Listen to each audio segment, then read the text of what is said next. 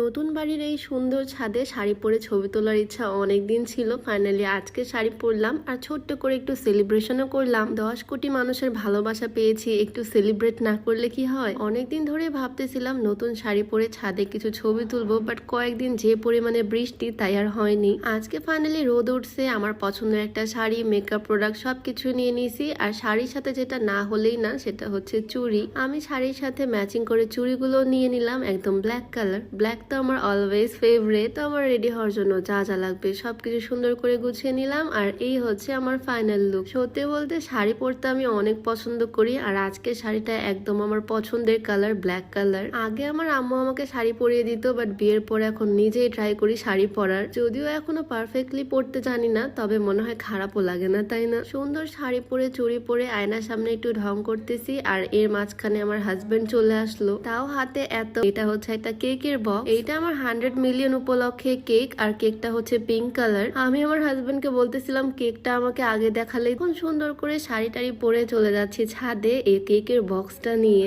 আমাদের এই নতুন বাড়ির ছাদটা তোমাদেরকে আগেই দেখেছি। এই ছাদটা আসলেও অনেক বেশি সুন্দর, একদম গাছপালাতে ভরপুর। যাই হোক, সুন্দর শাড়ি পরে ছাদে তো ফাইনালি চলে আসলাম। কয়েকদিন যে পরিমাণে বৃষ্টি ছিল, আজকে রোদ বের হয়েছে, আর আজকের রোদটা একদম কড়া রোদ। আজকে সুন্দর শাড়ি পরে আসছি, সুন্দর সুন্দর কিছু ছবি তুলবো এই সুন্দর পরিবেশে। আচ্ছা, শাড়ি পরতে তোমাদের কেমন লাগে বলো তো? আমার কাছে তো ভীষণ ভাল লাগে। শাড়ি, চুড়ি এই জিনিসগুলো প্রত্যেকটা মেয়েদের ইমোশন। আমাদের এই ছাদে না অনেক অনেক ফুল গাছ, বাট আমি কখনো ফুল ছিঁড়ি না। কাঠগোলাপ ফুল আমার এত বেশি পছন্দের, আমি চাইছিলাম একটা ফুল নিতে, কিন্তু তারপর আমার মনে হলো গাছের ফুল গাছেই সুন্দর, ছিঁড়ে কি বা করবো আমি। তাই গাছে থাকা অবস্থাতে কানের সাথে ধরে একটু ঢং করতেছি। আমার আজকে শাড়িটা দেখে একটা কথা মনে পড়তেছে। আমি যখন ছোট ছিলাম তখন আমি গামছা দিয়ে, আম্মুর ওড়না দিয়ে শাড়ি পরতাম, আর তখন আমি ভাবতাম বিয়ের পর আমি প্রত্যেক দিন শাড়ি পরবো। এখন তো বিয়ে হয়ে গেছে, যদিও প্রত্যেক দিন শাড়ি পরা হয় না, তবে মাঝে মাঝেই এখন শাড়ি পরি। আর এখন অনেক নতুন নতুন শাড়িও আমি কিনি, যেমন এই সুন্দর শাড়িটা আমি নিয়েছি এক্সক্লুসিভ ফ্যাশন কর্নার থেকে। শাড়ির কালারের সাথে